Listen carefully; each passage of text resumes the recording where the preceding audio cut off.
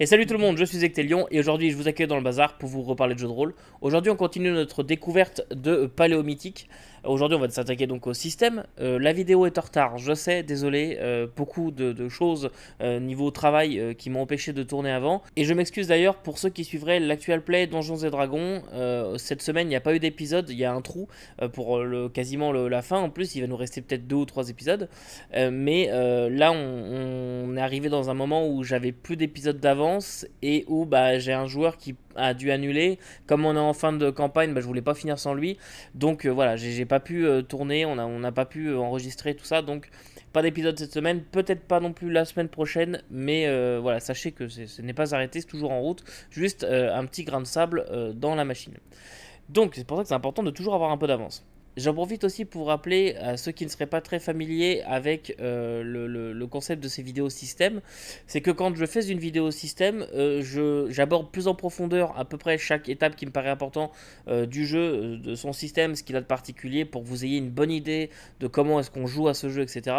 Mais je ne suis absolument pas un remplaçant du livre, d'accord? Parce que j'ai reçu des messages dans ce sens-là et j'étais un peu surpris. Donc voilà, c'est pas avec ma vidéo vous allez apprendre à jouer au jeu, c'est pas ça le but. Si je voulais faire ça, il me faudrait plein de vidéos différentes pour aborder chaque point. Là, on va rester quand même un peu plus en surface, mais on va aborder quand même les étapes qui me semblent importantes juste pour que vous ayez une bonne idée. Voilà.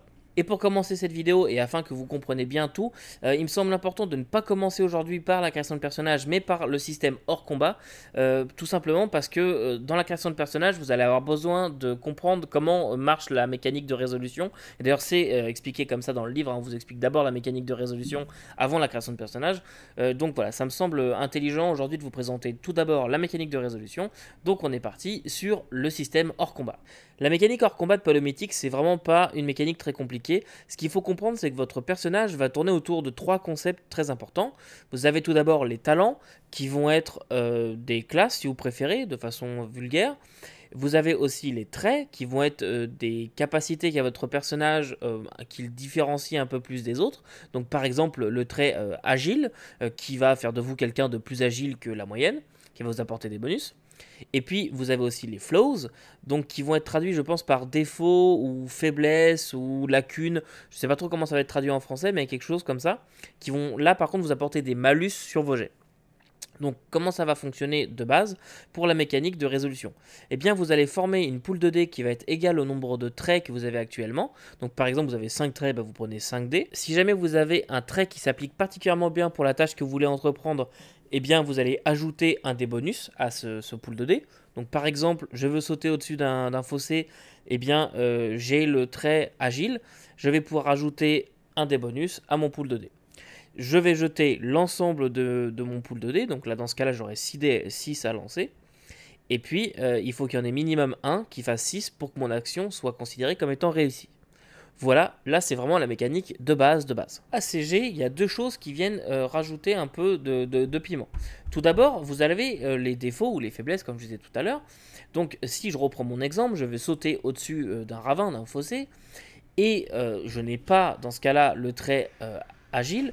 Par contre, j'ai la faiblesse ou le défaut clumsy. Et bien dans ce cas-là, je vais aller retirer un dé de mon pool que j'avais précédemment construit, qui était la somme du nombre de mes traits. Voilà. Donc dans ce cas-là, au lieu de rajouter un dé, je vais simplement en enlever un parce que j'ai la faiblesse. Et troisième cas de figure, si j'ai le bon outil pour la tâche, donc je sais pas, par exemple, je veux traverser un ravin à l'aide d'un bout de bois sur lequel je veux marcher en équilibre, ou je sais pas, j'ai fabriqué un pont de corde, j'en sais rien, mais vous avez un outil qui va vous aider pour la tâche que vous voulez entreprendre. Donc dans ce cas-là, comme j'ai mis ma planche de bois, par exemple, entre deux morceaux du ravin sur lequel je veux passer en équilibre, eh bien je vais prendre un pool de dés égal à mon nombre de traits, auquel je vais rajouter, si je le possède, le trait agile. Donc hop, je rajoute un dé. Et puis j'ai ma planche de bois ou n'importe quoi, et je vais rajouter un dé d'outils à ce pool de dés. Je jette ce pool de dés, et s'il y a un des dés qui fait 6, eh bien dans ce cas-là, j'ai réussi mon action. Attention, il peut y avoir quelques variations. Par exemple, oui, j'ai le bon outil pour la tâche, etc. Mais si dans les dés que j'ai jetés, ce dé-là fait 1, le dé d'outil fait 1, et bien dans ce cas-là, même si j'ai réussi mon action, mon outil sera brisé. Tout simplement, voilà, j'ai traversé en équilibre et au moment d'arriver sur l'autre côté, crac, la planche a dérapé, elle est tombée. Voilà, par exemple, moi j'ai réussi à me maintenir de l'autre côté, j'ai réussi ma tâche, par contre, mon outil est cassé. Voilà. J'ai voulu abattre un arbre, j'ai fait mon jet, mais j'ai cassé ma hache. Réussi ou échec, c'est pas un problème. Si le dé d'outil fait 1, dans ce cas, c'est cassé. C'est pour ça que la dernière fois je vous l'ai précisé, je vous le reprécise aujourd'hui, je vous conseille à tous que ce dé d'outil soit d'une couleur différente. Tout simplement pour pouvoir correctement l'isoler et savoir que c'est ce dé là qui a fait 1. À cela peut encore se rajouter une petite chose, suivant vos talents, donc là je vous expliquerai après les talents, ou bien votre outil en question, suivant les capacités qu'il a, eh bien vous allez peut-être pouvoir déclencher un effet spécial si votre dé d'outil fait 6. Voilà. Donc en gros, s'il fait 1, il est cassé. S'il fait 6, eh bien, il peut déclencher un effet spécial. Et avec ça, en fait, vous avez déjà couvert, je dirais, 90% du système en général. Une fois que vous avez compris ce bout-là, c'est vraiment pas compliqué. Voilà, j'espère que c'était clair pour ce bout-là. C'est pas forcément très simple à vulgariser, mais en tout cas, voilà, j'espère que c'était clair. Et donc maintenant qu'on a vu le système hors combat, eh bien, on peut passer à la création de personnages. La création de personnages dans Paléomythique, elle est à la fois très simple et en même temps c'est le bout qui m'a demandé le plus de lecture, de compréhension. Il a fallu que je relise plusieurs fois parce que j'ai vraiment eu du mal à comprendre et pourtant c'est extrêmement simple. Comme quoi des fois hein, c'est un peu étrange. Donc je vous explique tout ça. Alors, votre personnage, déjà il faut savoir que vous pouvez totalement le rouler. Donc le déterminer aléatoirement, il y a des tableaux pour tout, pour son nom, pour tout ça, il y a vraiment des tableaux pour absolument tout. Mais si vous voulez le faire à la main, c'est possible aussi. Et donc, pour ça, vous allez déjà commencer par lui choisir un genre, donc homme, femme, peu importe comme vous voulez. Il n'y a pas du tout d'histoire de les femmes ne peuvent pas faire ci ou les hommes doivent faire cela. Il n'y a pas du tout ça dans le jeu, c'est vraiment entièrement libre. Donc, vous choisissez votre genre, vous choisissez votre nom et vous choisissez aussi sa catégorie d'âge. Alors déjà là, une petite chose. Si comme moi vous avez été habitué à des jeux, je vous donne un exemple. Pour moi, Maléfice, quand on commençait plus vieux, on avait plus de points de compétences. On était plus sage, en gros, on avait plus d'expérience de la vie. Par contre, on avait moins de capacité physique. Et puis à contrario, quand on commençait plus jeune, on avait plus de capacité physique, mais on avait moins de connaissances parce qu'on manquait d'expérience, tout simplement. Et là, dans Paléomythique, il n'y a pas du tout ça. Vous choisissez votre catégorie d'âge, mais ça n'influe en rien sur le reste. Ça influencera plus tard au niveau de l'expérience, on expliquera après. Mais en tout cas, vous commencez avec une catégorie d'âge que vous voulez, mais tout le monde sera sur un pied d'égalité pour la suite. Et justement, pour la suite, vous allez pouvoir choisir plusieurs choses. Alors attention, parce que je vais essayer d'expliquer clairement, mais ça peut être un peu complexe à expliquer. Votre personnage, comme je disais dans le système, est défini par des traits, des défauts ou des faiblesses et par des talents. Alors, on va commencer par les talents. Les talents, c'est un peu l'équivalent de votre classe. Ok, vous n'êtes pas obligé d'en choisir qu'une, vous pouvez en choisir plusieurs.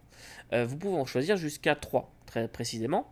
Mais plus vous choisissez de talents, donc plus vous avez de capacités spéciales et d'équipements qui vous sont donnés par les classes, en sachant que c'est peut-être la chose qui prend le plus de place dans le livre. De mémoire, ça court de la page 26 à la page 88, donc il y en a vraiment beaucoup. Ça va du sorcier, du guerrier, de l'oracle, du chasseur avec son pet, etc. Donc il y a vraiment beaucoup de choses que vous pouvez faire, et vous pouvez en avoir jusqu'à 3 des talents. Et si vous choisissez un talent, vous allez pouvoir choisir 5 traits. Si vous choisissez 2 talents, vous allez pouvoir choisir 4 traits et pas de défaut.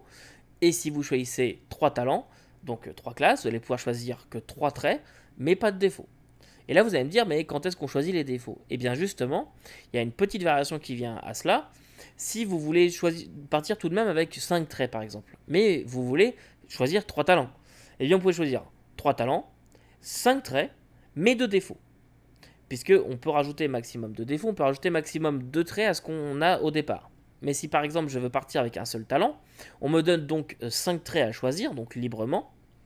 Si je veux, je peux décider de partir avec 7, donc 5 plus 2, 7. Mais dans ce cas-là, comme j'ai choisi de partir avec 2 traits supplémentaires, je dois aussi partir avec 2 faiblesses afin d'équilibrer un peu le tout. Voilà, et donc c'est ce bout-là qui va peut-être vous prendre le plus de temps, non pas de choisir est-ce que je pars avec 4, avec 5, avec 3, peu importe, mais ce qui risque de vous prendre le plus de temps, c'est de concevoir un personnage en fonction de ses talents. Donc comme je disais, ça prend beaucoup de place, et vous avez beaucoup de choses qui vous sont données, votre équipement de départ notamment va pouvoir vous être donné par vos talents, donc il va falloir noter tout ce qui vous est donné, si vous partez avec 3 talents par exemple, il va noter tout ce que ça vous donne. Des fois on vous dit, bah, si tu choisis par exemple de partir en tant que chasseur, eh bien tu dois aussi choisir un compagnon animal, donc tu as un tableau pour le compagnon animal. Donc voilà, c'est ce truc-là qui peut potentiellement vous prendre un peu plus de temps. Mais une fois que vous avez fait ça, techniquement, vous avez fini quasiment la création de personnage. Il n'y a vraiment pas grand-chose de plus. Moi, un conseil que je peux vous donner en tant que débutant, c'est votre première partie paléomythique. Vous partez avec un seul talent. Vous partez avec un talent, 5 traits, pas de défaut, ou un talent, 7 traits, 2 défauts, si vous voulez voir l'entièreté des mécaniques. Mais pourquoi est-ce que je précise un talent? C'est que dans chaque talent va vous être apporté un petit quelque chose, que je vous disais, une petite capacité spéciale. D'ailleurs, il faut bien lire, parce que comme je disais dans la vidéo précédente, c'est peut-être le truc qui est un peu moins mis en évidence. Mais donc, c'est ce qui va apporter des variations au système. Donc là, comme on part du principe que c'est votre première partie, où vous voulez faire découvrir le jeu à des novices, eh bien, vous choisissez qu'un talent. Comme ça, ils ont moins de choses un petit peu spéciales à penser. Ça prend moins de place sur la feuille. C'est un peu plus clair pour le début. Puis une fois qu'on est habitué et qu'on doit refaire un personnage, et ben dans ce cas-là, hop, on vient après compléter avec d'autres talents, etc.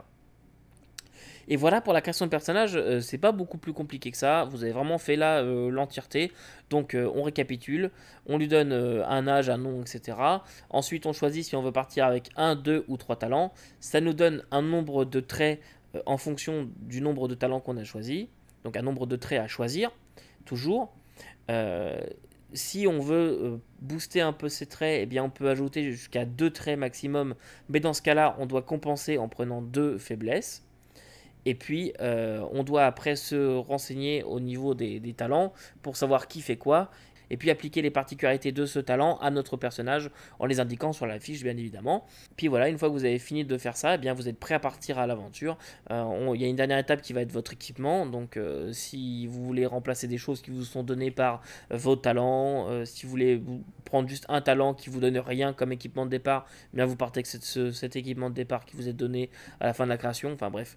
C'est à vous après de voir, mais pour la création de personnage, c'est vraiment tout ce qu'il y a. Et puis, gros point fort aussi, c'est que bah, tout peut être roulé. Donc, si vous en foutez de jouer un personnage comme ci, comme ça, eh bien, hop, vous roulez votre personnage, ça vous prend 5 minutes, ça va plus être long de tout recopier sur la fiche, mais sinon, ça va très très vite. Et puis, bah, si vous voulez faire des parties de découverte, c'est excellent parce que vous pouvez créer des pré-tirés en plus de ceux qui sont déjà là, mais vous pouvez créer des pré-tirés très facilement, juste en jetant quelques dés, hop, vous avez votre pré-tiré. C'est quand même plutôt cool. Voilà pour la partie création de personnage. On peut maintenant passer à la partie en combat. Le combat dans Paléomythique, c'est quelque chose qui doit être rapide et assez dangereux. C'est d'ailleurs une des surprises que j'ai eues en lisant le jeu. Je m'attendais à quelque chose de beaucoup plus léger en fait, et finalement il y a quand même un peu de crunch à ce niveau-là. Alors c'est léger, hein, on va pas non plus se mentir, mais il y a quand même pas mal de petites choses qu'on peut faire. Je vais vous les expliquer, pas tout en détail, mais je vais quand même vous expliquer un peu pourquoi je dis ça. Donc tout d'abord, le combat, ça commence non pas par tirer l'initiative comme on pourrait l'avoir dans d'autres jeux, donc on ne va pas agir dans un ordre défini. Tout d'abord, les joueurs vont devoir faire un test de Aware.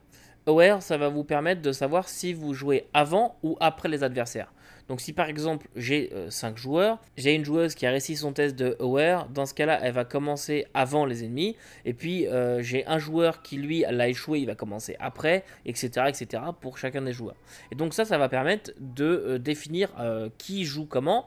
Il y a une petite règle qu'on vous donne qui vous permet de le rejeter à chaque tour. Ça c'est si vous voulez, ça permet d'avoir des combats un peu plus imprévisibles, mais sinon ça va rester comme ça tout le long du combat. Et puis une fois que c'est votre tour, il y a plusieurs petites choses à voir. Tout d'abord, vous avez le concept de mouvement. Alors Paléomythique, c'est pas du tout un jeu qui va être précis au niveau de ses placements, etc. Vous allez avoir quelques distances, par exemple à portée de main, à portée de lance, à portée d'arc, à portée de vue, etc. Et donc vous allez avoir certaines capacités qui peuvent se déclencher que si vous êtes à portée de X. Donc par exemple, vous voulez jeter votre lance, il faut être à portée de lance. Vous voulez tirer à l'arc, il faut être à portée d'arc. Voilà, donc c'est vraiment une map, disons, approximative avec des zones comme ça, comme on pourrait le voir dans d'autres jeux. Je pense à The One Ring par exemple, qui pourrait avoir ce concept-là où on a plusieurs zones. Une fois qu'on est à portée de là où on veut, eh bien, on va pouvoir attaquer. Et pour ça, c'est un simple test normal comme on le fait dans le système hors combat.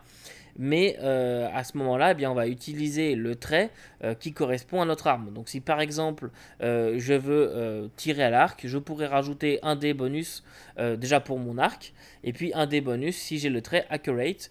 Je pourrais rajouter un dé bonus si je veux attaquer avec ma hache, si j'ai le trait brave.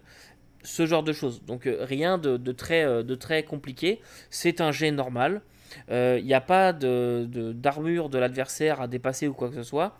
Il y a bien une armure, mais en tout cas, il n'y a pas de choses comme ça qui peuvent se faire. Mais apparaît une petite chose, c'est que si votre dé d'outil fait un 6, souvent vos armes ont des attributs. Donc vos armes, dans ce cas-là, sont considérées comme étant vos outils. Par exemple, ma lance va avoir le trait impale, donc empaler, qui, si mon dé d'outil fait un 6, eh bien, je vais empaler mon adversaire et donc lui faire des blessures supplémentaires. Voilà, ce genre de petites choses. Et quand vous êtes touché, donc il n'y a pas d'histoire de jet un D6 de dégâts ou quoi que ce soit, vous allez simplement prendre normalement une blessure à moins que la capacité spéciale d'une arme fasse que vous prenez des blessures supplémentaires, mais sinon ça va être une blessure. Quand vous prenez une blessure, eh bien vous allez aller supprimer de votre feuille des traits, donc vous allez gommer des traits. Donc par exemple, vous allez choisir, hein, mais j'ai pris un coup d'une lance, eh bien je vais gommer agile, je vais gommer accurate, je vais gommer, voilà, peu importe, je vais gommer le trait. Et puis quand je suis réduit à 0 trait, eh bien dans ce cas-là, je suis inconscient pendant 1 des 6 heures. Et si jamais je prends des dégâts sur ce temps-là, eh bien je suis mort. Voilà, c'est aussi simple que ça, il n'y a pas forcément à se casser la tête beaucoup plus que ça au niveau du combat, même s'il y a quelques petites choses, il y a 3 petites choses que je vois comme ça de tête à rajouter. Tout d'abord, vous avez les armures, donc vous pouvez avoir maximum 6 pièces d'armure sur vous, c'est abstrait, hein, mais il n'y a pas de localisation de dégâts par exemple, ou du moins pas de base, on pourrait le rajouter, ça pourrait être intéressant. Vous avez maximum 6 pièces d'armure qui vont être sur la tête, sur le torse, sur les jambes, etc. Et quand vous allez prendre un dégât, eh bien votre armure va encaisser le choc. Par contre, elle va être brisée.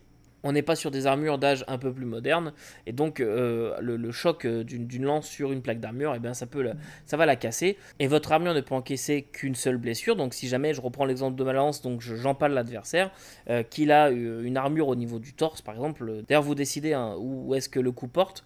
Donc si par exemple vous voulez que ce soit votre armure de bras qui casse, et bien hop, vous mettez votre bras, tac, son armure est cassée, et donc comme je disais, ça ne peut encaisser qu'un seul dégât. Donc si j'empale ma cible, que je fais ainsi sur mon dé d'outils, et bien dans ce cas-là, ma cible va prendre un dégât dû au choc de l'armure, et normalement aussi un dégât de plus dû au fait de l'empalement, et donc son armure va lui avoir réduit les dégâts de 1, donc elle prendra en total que 1 dégât, mais par contre son armure de torse à ce moment-là est endommagée. Et puis donc après il va falloir la réparer, et vous avez un petit système comme ça de réparation d'armure, etc., etc. A noter aussi une petite chose au niveau des armures, donc c'est au niveau des boucliers. Les boucliers fonctionnent un petit peu différemment. Si vous portez un bouclier, vous voulez l'utiliser pour vous défendre, il ne va pas être brisé forcément. Vous allez jeter un dé à chaque fois que votre bouclier est utilisé, et si votre dé fait 1, eh bien votre bouclier casse et c'est fini pour vous. Et enfin, un dernier point au niveau des combats, ça va être tout ce qui est tactique de combat. Alors, c'est ce que je disais tout à l'heure, c'est pour ça que je disais que c'était un petit peu plus crunchy que ce à quoi je m'attendais. C'est que dans les tactiques de combat, eh bien, vous allez pouvoir choisir de mettre à terre votre adversaire, de le bluffer, des petites choses comme ça. Et donc, vous avez un petit jet à faire, ou ça vous est donné par ce que vous désirez faire. Vous avez un petit jet généralement à faire pour savoir si ça réussit. Et donc, au cas où ça réussisse, eh bien, vous avez des effets supplémentaires. Vous pouvez agripper la cible, un peu comme on pourrait le voir dans un D&D par exemple, avec le restreindre l'adversaire, le mettre à terre, etc. Là aussi, vous l'avez. Et donc vous êtes capable de gérer ça. C'est juste qu'il va falloir connaître en fait les tactiques, et ça c'est généralement un point de très très nébuleux dans les jeux de rôle, c'est qu'ils vous sont donnés mais tout le monde les oublie. Donc avoir peut-être une petite aide de jeu pour ça, ça peut être pratique d'avoir ce résumé de choses qu'on peut faire en combat. Ça peut être quand même très très bien sur un PDF ou quoi que ce soit, mais qu'on les ait sous les yeux. Il y a peut-être aussi un petit peu trop de texte pour en combat se rafraîchir la mémoire, surtout que ça va assez vite. Donc bon, ça peut être un petit peu chiant, mais sachez en tout cas que vous pouvez le faire. Et puis, qui va apporter aussi de la variation au niveau des combats, ça peut dépendre de vos talents. Vous allez avoir certains talents, donc classe, hein, certains talents qui vont vous apporter des variations, du genre si tu fais 6, si tu utilises telle tactique de combat, etc., ça va déclencher des effets supplémentaires. Donc là, après, c'est à vous de connaître votre personnage toujours pour savoir comment réagir en fonction de la situation et quelles sont vos capacités qui pourraient vous aider dans cette situation-là. Évidemment, tous les talents n'apportent pas forcément quelque chose au niveau du combat, mais c'est un point que je voulais quand même souligner. Et partez pas du principe que tout va se résoudre par le combat, c'est faux. Donc voilà pour la partie combat. Je fais une toute petite aparté au niveau de la magie. Il y a de la magie dans le jeu, mais il n'y a pas vraiment de système dédié à la magie. Comme je disais la dernière fois, il n'y a pas de système de points de sort ou quoi que ce soit. Votre magie va dépendre des talents que vous avez pris. Et donc vous allez pouvoir lancer des sorts en fonction de ce qui vous est donné dans vos talents. Donc là c'est pareil, c'est vraiment pas c'est comme le reste en fait. Pour tout ce qui est magie, ça dépend des talents et donc ça dépend de ce qui vous est dit dans le talent. Voilà, il n'y a pas de système en soi pour la magie, de points, d'emplacement de sort ou quoi que ce soit, il n'y a pas du tout ça. Et puis maintenant qu'on a fini la partie en combat, eh bien on peut parler de l'expérience. Au niveau de l'expérience dans Paléomythique, en fait ça va être assez simple aussi. En gros, à chaque fois que vous allez finir une aventure, un scénario, on entend, pas une session de jeu, vraiment un scénario, eh bien votre personnage va écrire l'aventure, donc il va résumer l'aventure. Donc vous exactement, vous allez devoir écrire voilà comment on a survécu à ça, la façon dont on a exploré les ruines du roi Scorpion, etc. etc. Donc vous allez écrire l'aventure, et puis une fois que vous avez acquis suffisamment d'aventures, d'histoires, eh bien vous allez pouvoir dépenser ces histoires pour gagner en expérience. Donc par exemple, je veux gagner un 5e trait parce que j'en ai que 4 aujourd'hui, eh bien je vais dépenser 4 traits pour pouvoir en acquérir un 5e. Je veux enlever une de mes faiblesses, je vais devoir dépenser le nombre de mes faiblesses plus 1 pour pouvoir gommer une de mes faiblesses. Et si je veux acquérir un nouveau talent, eh bien je vais prendre le nombre de talents que j'ai déjà, je multiplie par 2, ça me donne le nombre de points que je vais devoir dépenser pour gagner un nouveau talent. Donc on va faire un exemple, j'ai 4 traits et une faiblesse aujourd'hui. Eh bien, je vais devoir dépenser le nombre de traits que j'ai plus ma faiblesse, donc ça fait 50 tout, points d'histoire. Donc au bout de 5 scénarios, je pourrai gagner un nouveau trait. Et quand je vais vouloir supprimer la faiblesse que j'ai actuellement, eh bien je vais devoir dépenser le nombre de mes faiblesses plus 1, donc là 1 plus 1 ça fait 2, donc 2 points d'histoire pour pouvoir me débarrasser de ma faiblesse. Et puis si je veux gagner un nouveau talent, là dans mon cas par exemple j'avais commencé avec 3 talents, eh bien je vais devoir dépenser 3 x 2, 6 points d'histoire pour pouvoir gagner un nouveau talent. Voilà, c'est pas très compliqué, ça se résume en un paragraphe, ça va très vite. Et il y a un point encore à aborder qui est une règle optionnelle que j'aime bien l'effet que ça rend. Et je vous disais tout à l'heure, au niveau de l'âge de votre personnage, la catégorie d'âge, ça n'a pas vraiment d'importance sur la création de personnage, et c'est vrai. Par contre, votre personnage, quand il gagne des points d'aventure, des points d'histoire, eh bien, il va pouvoir vieillir. Toutes les 5 aventures, vous allez pouvoir le faire passer d'un cran, donc il était jeune, il devient adulte, etc., etc. Et une fois que votre personnage est considéré comme étant âgé, eh bien, il peut encore vivre 5 scénarios, et à chaque fois que vous allez finir un scénario, vous allez jeter un dé, et potentiellement gagner une faiblesse. C'est même pas potentiellement, c'est sûr, vous allez en gagner une. Si jamais vous aviez le trait qui était à la place de cette faiblesse-là, eh bien, vous allez gommer le trait et gagner une faiblesse, et donc votre personnage va s'épuiser petit à petit. Et si jamais il arrive à 0 trait, eh bien tout simplement il va mourir et il va falloir refaire un nouveau personnage, mais il sera mort de vieillesse, et c'est quand même une belle chose pour un aventurier comme ça, de mourir de vieillesse, surtout à cet âge-là. Et si votre personnage, au bout de ces 5 aventures supplémentaires, est encore en vie, qu'il a encore des traits, eh bien tout simplement vous allez le mettre à la retraite et vous allez pouvoir choisir un nouveau personnage qui pourrait être lié, pourquoi pas, à la famille de votre précédent personnage. Et donc comme ça vous allez pouvoir créer toute une dynastie de personnages qui vont se suivre. Voilà, il y a un côté un peu poétique, et j'aime bien ce côté, mon personnage vieillit, il est parti à la retraite, il a vraiment une histoire, il a vécu, mettons que vous l'ayez en plus commencé tout jeune, et là il part à la retraite, il y a quand même beaucoup de temps qui s'est passé, même pour vous, hein, parce que là on est vraiment sur des grosses périodes de temps, à moins que vous jouiez que des petits scénarios, mais si on est quand même sur des grosses périodes de temps, et donc je trouve ça un peu poétique, j'avoue, c'est un côté un peu émouvant dans le fait de voir son personnage vieillir comme ça que j'aime bien personnellement. Et puis voilà, au niveau de l'expérience, c'est pas plus compliqué que ça. Et puis maintenant, on peut passer à la conclusion. Au niveau de la conclusion, vous l'aurez compris, Paléomythique, moi c'est un jeu que je trouve très bien.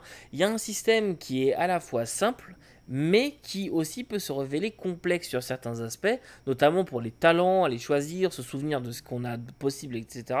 Mais c'est toujours le même base qui est appliquée, et la base je la trouve saine, je la trouve très bien, et c'est un système que j'apprécie énormément. Donc moi, Paléomythique, je fais feu des 2 pouces.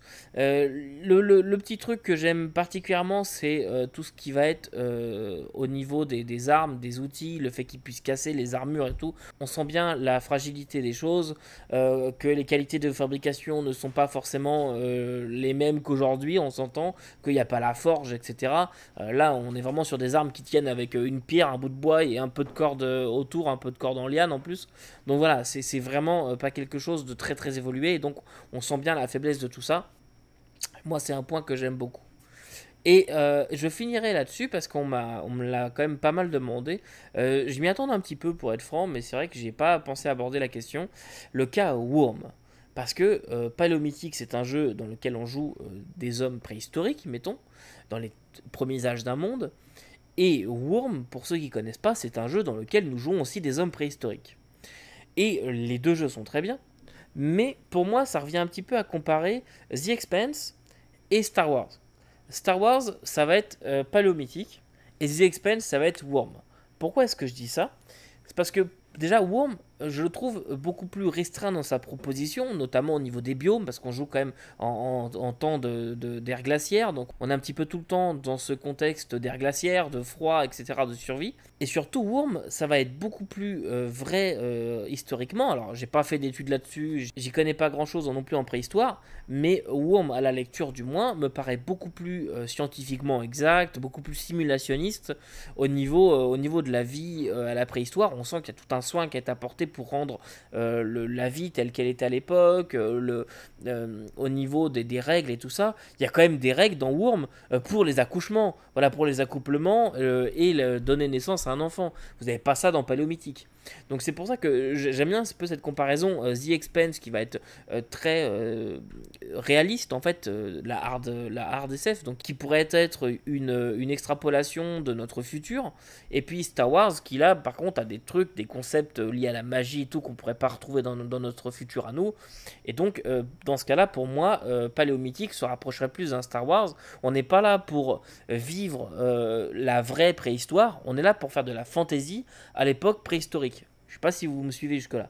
Alors que Worm, alors oui, il y a un côté un peu fantasy et tout, mais je trouve qu'on pourrait vraiment, si on veut, faire un scénario très sérieux sur voilà, Prehistoric Life Simulator. On est vraiment dans une... Ouais, c'est ça, dans un jeu qui se rapproche beaucoup plus de la vraie préhistoire, telle que, en tout cas, moi, je la vois. Encore une fois, me tapez pas dessus, si Worm, c'est n'importe quoi au niveau de la préhistoire. En tout cas, moi, c'est l'image que j'en ai.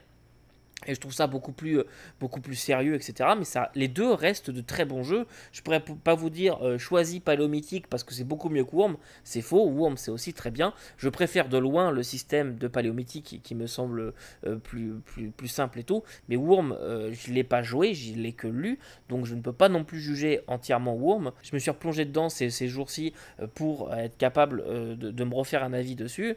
Mais c'est vrai que Worm, c'est quand même un gros morceau. Et comme je dis, pour moi, c'est beaucoup plus simulationniste et beaucoup plus proche du réel que pourrait l'être Paléomythique. Moi, je préfère Paléomythique tout simplement parce que je me sens plus libre au niveau déjà des faits historiques, de comment ça se gère à l'époque et tout. Et puis, je me sens plus libre aussi au niveau des biomes. Voilà, si j'ai envie de faire du désert brûlant et après passer dans des jungles et puis finir dans la montagne enneigée, je peux avec Paléomythique. Là où dans Wurm, eh bien, en fait, je vais être restreint surtout au niveau de l'ère glaciaire. Bon, c'est aussi un parti pris, c'est aussi bien. Mais je me sentirais assez un peu plus restreint dans la diversité des aventures que je pourrais proposer. Donc moi personnellement mon choix irait vers Paléomythique. Donc voilà pour le point Wurm. Évidemment ce n'était pas une critique négative de Wurm, attention, n'allez pas extrapoler mes propos. Wurm c'est un jeu que je trouve très bien et je n'ai pas fait la critique. Donc c'était juste un petit comparatif entre les deux pour essayer de faire en sorte que vous y voyez plus clair. Et puis voilà, moi ce que j'ai à vous dire sur Paléomythique, j'espère de tout cœur que la campagne de financement, donc je vous rappelle, hein, ce sera chez Pattern Recog sur Gammon Tabletop le 19 septembre. Donc 2022, à l'époque où cette vidéo sort. J'espère vraiment que cette campagne sera couronnée de succès, je n'en doute pas. J'ai hâte de voir ce que nous réserve Pattern Recog. Moi, c'est sûr que c'est une campagne à laquelle je vais participer, même si j'ai déjà l'ouvrage, juste histoire de donner un coup de main aussi, ça me fait plaisir. Donc voilà, en tout cas, j'ai pris bien du plaisir à vous parler de ce jeu. Ça fait longtemps que je dois vous en parler. Pour ceux qui sont là depuis longtemps, dans une vidéo, quand je vous ai parlé de Kawaii, qui était la deuxième vidéo de la chaîne, je vous montrais déjà le livre Paléomythique à l'époque, juste pour le format. Donc voilà, ça y est, on a parlé de Paléomythique. Il manquerait plus que je vous parle de Pathfinder 2, puis on aura fini un peu les Arlésiennes sur la chaîne. En tout cas, voilà. Écoutez, si vous pouvez, si ça vous intéresse, participez à la campagne de financement. J'espère que vous y trouverez bien du plaisir, autant que moi, à le faire jouer. Et puis en attendant, n'oubliez pas que vous ne pouvez pas tout lire et tout faire jouer, mais vous pouvez toujours essayer. Salut!